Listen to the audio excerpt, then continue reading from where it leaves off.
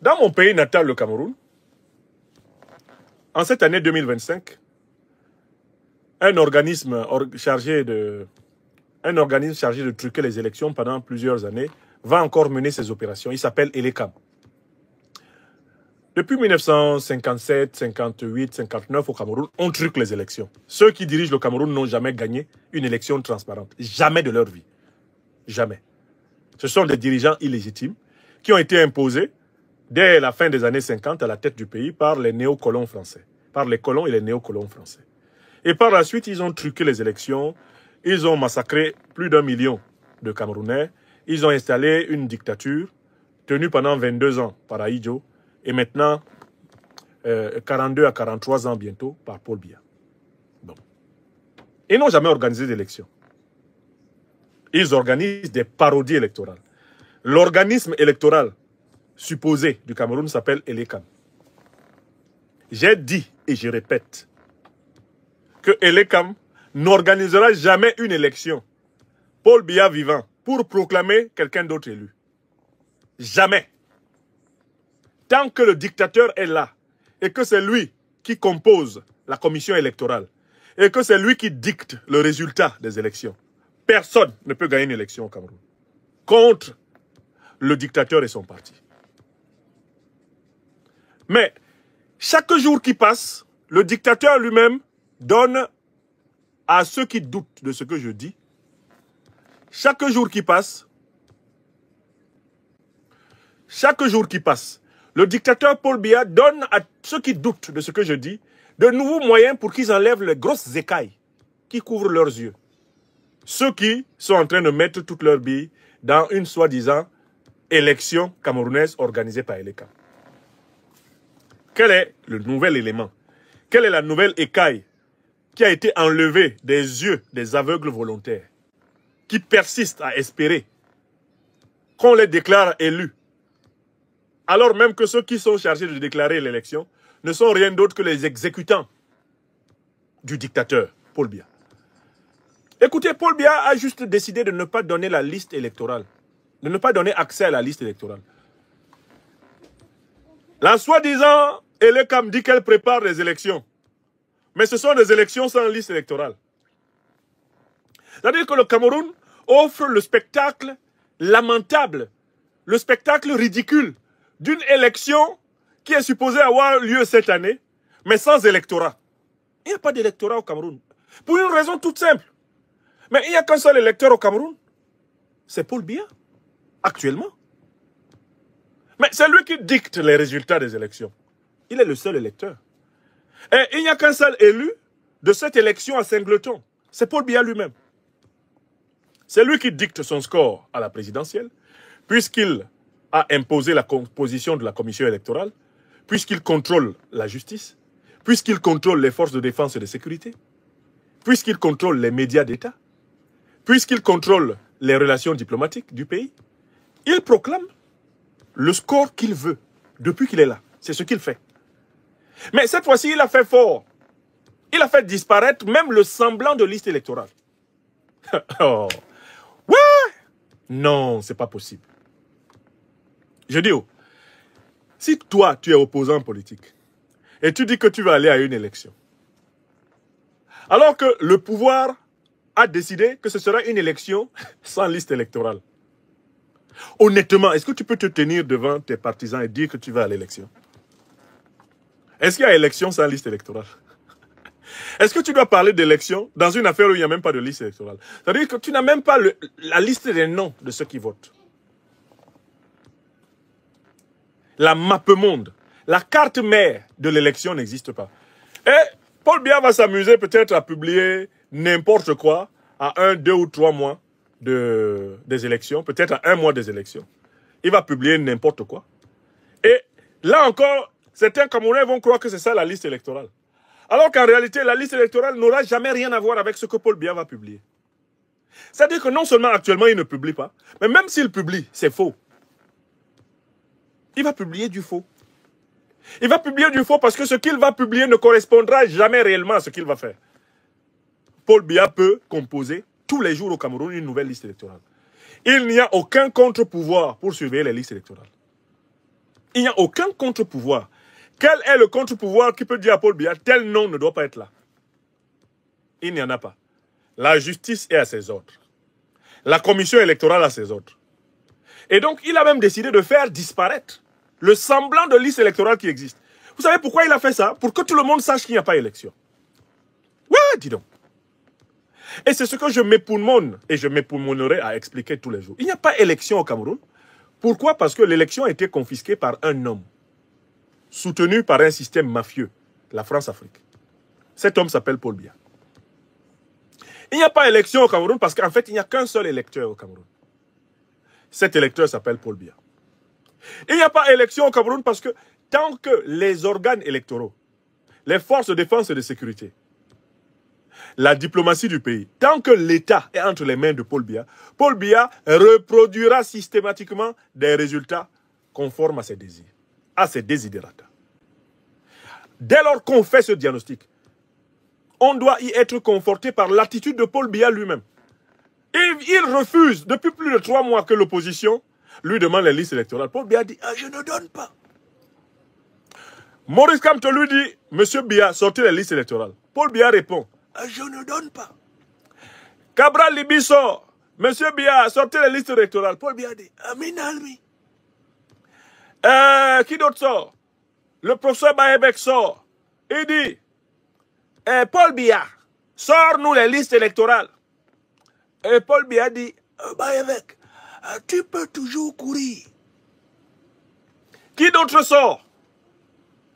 Joshua aussi, mon frère Joshua aussi, le président du SDF, sort, lui aussi dit, we want to see electoral list.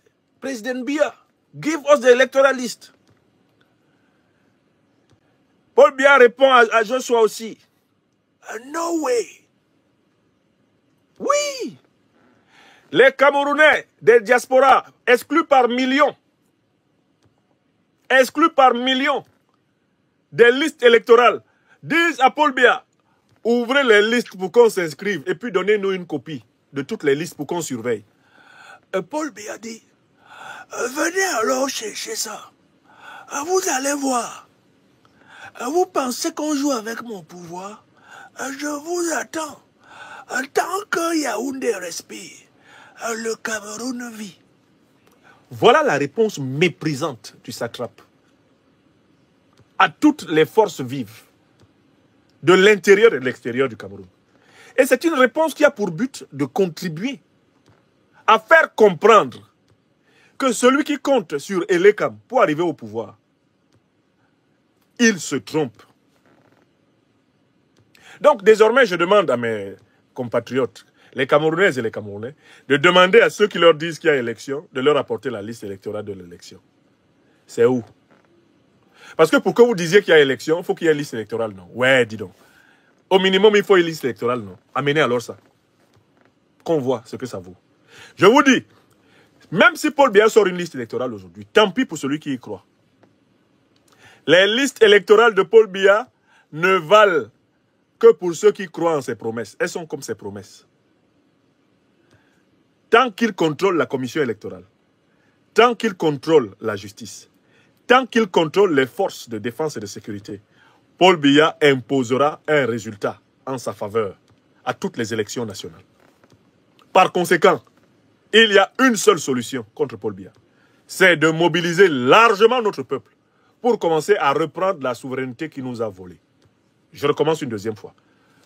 Il n'y a qu'une seule solution contre notre peuple. C'est elle qui vaudra aujourd'hui. C'est elle qui vaudra demain ou après-demain.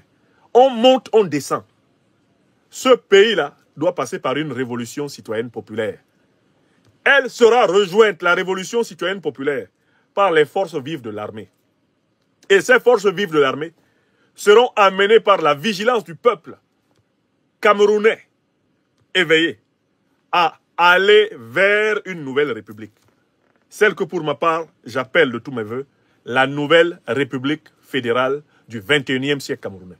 Non pas une république basée sur la distinction entre anglophones et francophones, mais une république reconstituée à partir d'une grande capitale fédérale à construire entre les régions actuelles du centre, du nord-ouest et de l'Adamawa, grande région fédérale qui sera la région modèle de la reconstitution du pays, et de nouveaux États ou régions bien fédérées, où on va pratiquer la décentralisation, valoriser toute la richesse des traditions et instaurer d'une manière durable les pratiques de transparence en matière électorale, en matière de gouvernance et en matière plus largement de gestion de la chose publique.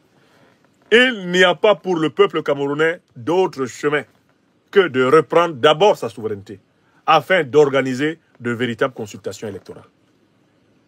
La preuve suprême, c'est que Paul Biya a décidé que son élection à lui, là, elle se fera sans liste électorale. C'est vrai, il n'a pas besoin de liste électorale, puisqu'il dicte les pourcentages, il dicte les scores. Paul Biya n'a pas besoin d'électeurs, puisque c'est lui qui vote. Paul Biya n'a pas besoin d'électeurs, puisque c'est lui qui se fait obéir par elle. C'est à lui que Elekam obéit.